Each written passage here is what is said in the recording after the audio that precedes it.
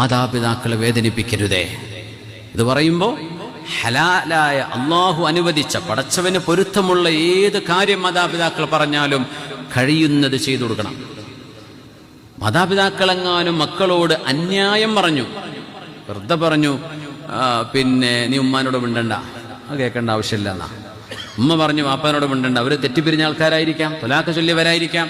അല്ലെങ്കിൽ വാപ്പ പറഞ്ഞു നിന്റെ ഉമ്മാന്റെ ആങ്ങളാരോടൊന്നും പോയി മിണ്ടണ്ട കേട്ടോ, എളാപ്പാരോട് മിണ്ടണ്ട, മുത്താപ്പയോട് മിണ്ടണ്ട, അല്ലെങ്കിൽ നിന്റെ അനിയന്മാരോട് മിണ്ടരുത്. കുടുംബ ബന്ധങ്ങളെ മുറിച്ചു മാറ്റലാണ്.